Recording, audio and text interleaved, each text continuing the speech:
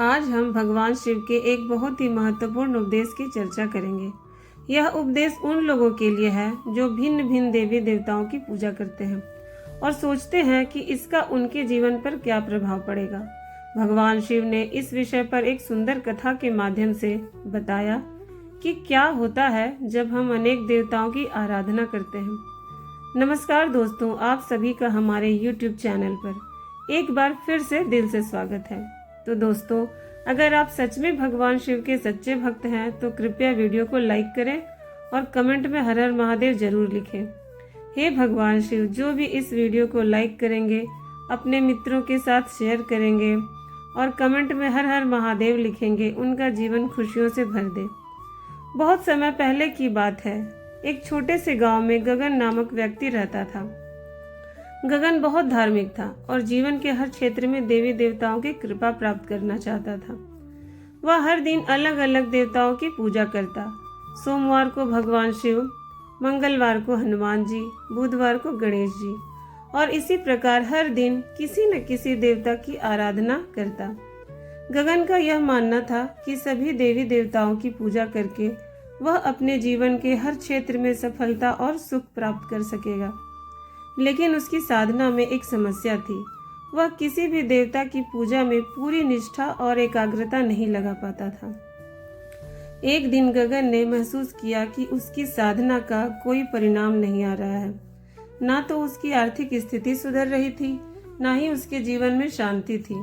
गगन ने निराश होकर सोचा, मैं इतनी श्रद्धा से हर दिन अलग अलग देवताओं की पूजा करता हूँ, फिर भी मेरा जीवन सुखी क्यों नहीं है। इस प्रश्न का उत्तर पाने के लिए गगन ने एकांत में जाकर भगवान शिव का ध्यान किया। उसने पूरी श्रद्धा से भगवान शिव से प्रार्थना की, हे महादेव, कृपया मेरी समस्या का समाधान करें। क्या मेरी पूजा विधि में कोई त्रुटि है? गगन की सच्ची प्रार्थना सुनकर भगवान शिव प्रकट हुए। उन्होंने मुस्कुराते हुए पूछा, वत्स, क्या समस्या है जो तुमने मुझे पुकारा? गगन ने सिर झुकाकर कहा, हे महादेव, मैं सभी देवी देवताओं की पूजा करता हूँ, फिर भी मुझे सुख और शांति क्यों नहीं मिलती? कृपया मेरा मार्गदर्शन करें।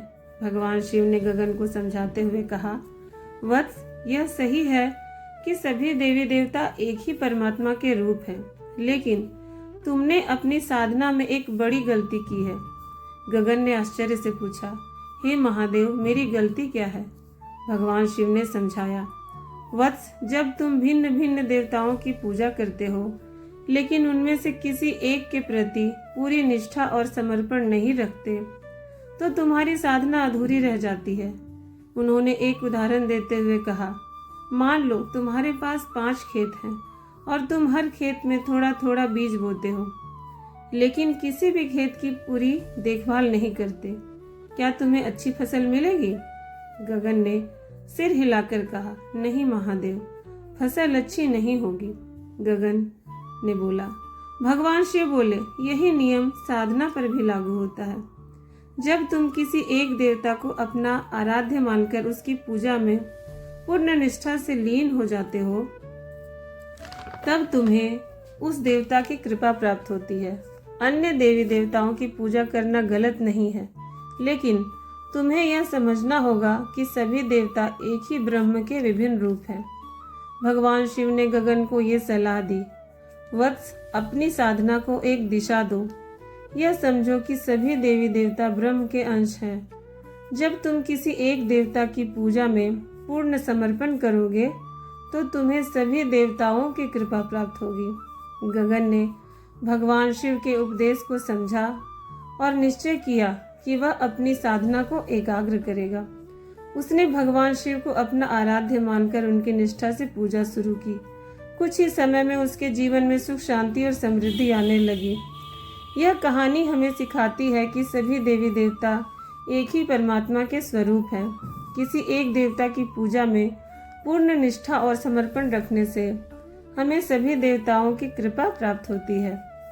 भिन्न भिन्न आराधना करना गलत नहीं है, लेकिन साधना में एकाग्रता और समर्पण होना आवश्यक है। तो दोस्तों, भगवान शिव का यह उपदेश हमें बताता है कि भक्ति में स्थिरता और निष्ठा कितनी महत्वपूर्ण है। अगर आपको यह कथा और भगवान शिव का ज्ञानवर्धक उपदेश पसंद आया हो तो इसे लाइक करें, अपने दोस्तों के साथ शेयर करें और हमारे चैनल कृष्णा वेणी अध्यात्म मार्ग को सब्सक्राइब करना ना भूलें। ओम नमः शिवाय।